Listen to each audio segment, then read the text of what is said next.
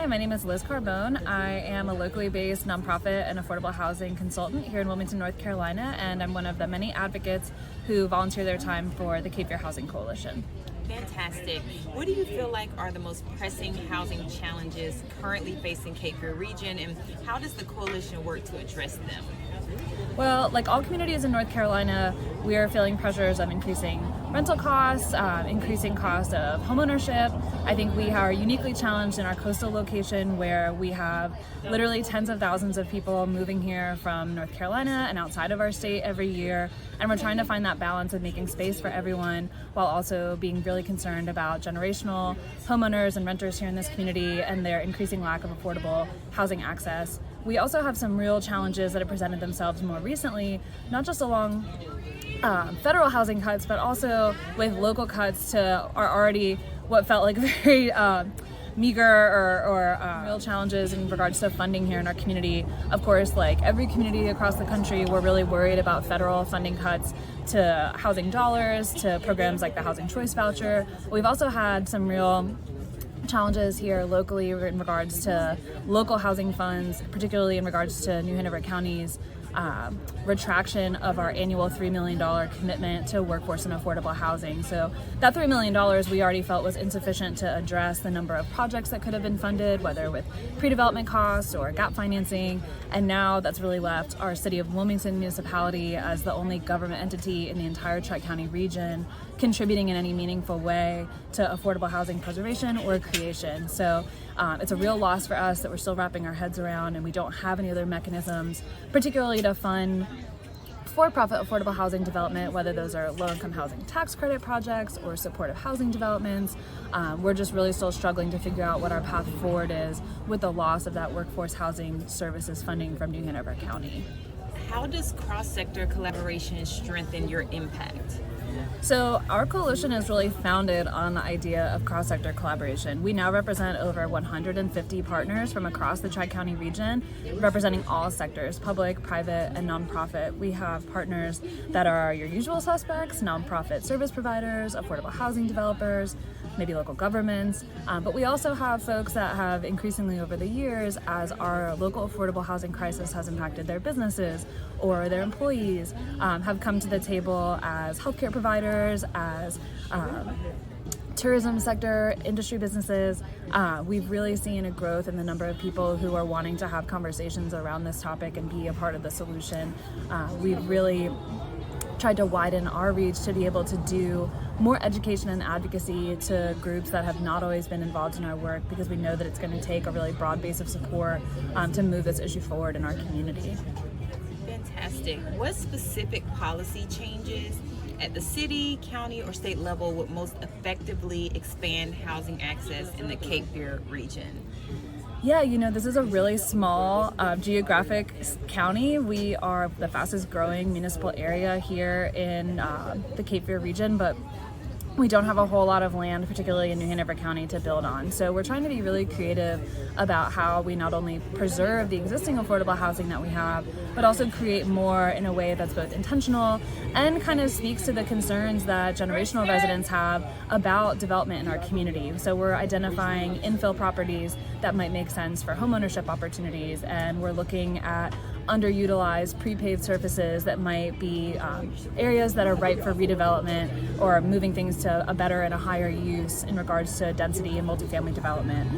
We're also thinking strategically about what incentives our municipal governments can use to help developers in this very challenging construction market make what they build more affordable, knowing that we don't have a ton of local funding or even federal funding now to lean on to subsidize these projects on the front end, or to subsidize rents once the projects come online.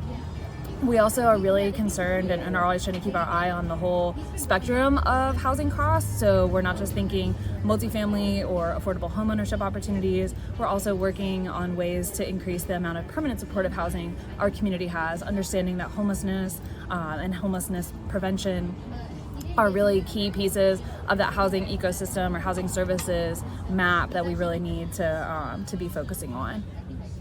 Awesome. How is the coalition engaging local residents and amplifying their voices in shaping housing solutions?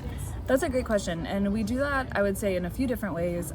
We do tons of public-facing education and advocacy about affordable housing creation and preservation, but we also try to do a lot of work around promoting and increasing access to the existing services that our community offers, whether that's in the homeownership opportunity pool or rental rehab program, or when units come online in a newly developed LIHTC community. We really are trying to do our best to put the services that already exist in front of the people who need them, and to help, again, increase their access to enrolling or applying for those services.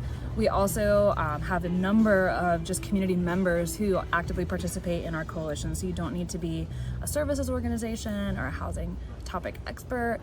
Any person is welcome to join at no cost and be a part of our coalition to learn and also share their experience and their vision really for the community, and one that's more stable and more affordable for everyone. And lastly, a number of our members, and particularly some of our oldest standing members, are services providers. And so they're always bringing that really unique lens, whether it's our community's homeless services providers or our regional Habitat for Humanity offices. They're bringing the lens of the people that they serve to the table every day, and really centering the work around the folks that have been here the longest, that have struggled with housing costs in this community the longest, and the folks that we really don't want to lose sight of as we're trying to figure out how to create a more housing inclusive space for everyone in Wilmington.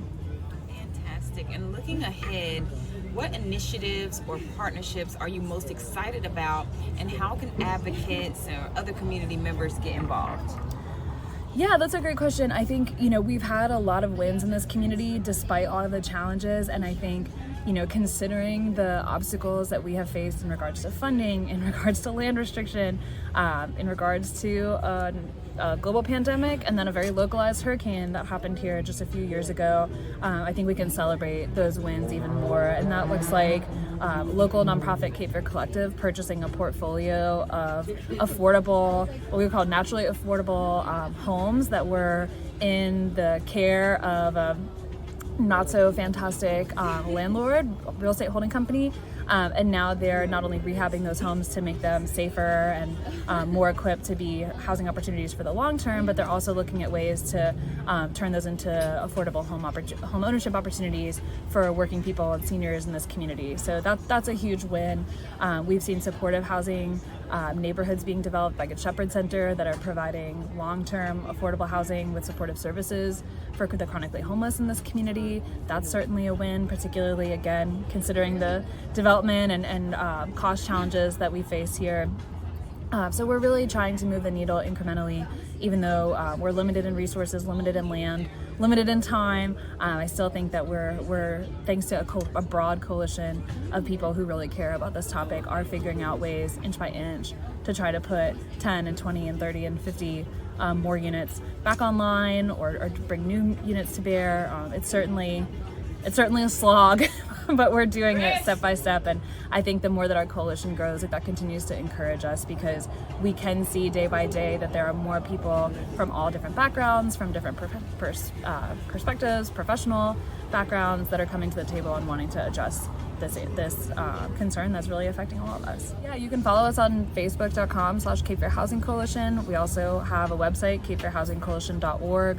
You can tune into our monthly meetings. Many of them are virtual, so it means that people from across our county, Tri-County region, as well as the state can join in and lend a hand. We have events throughout the year, and we're always looking for folks to come and support the work.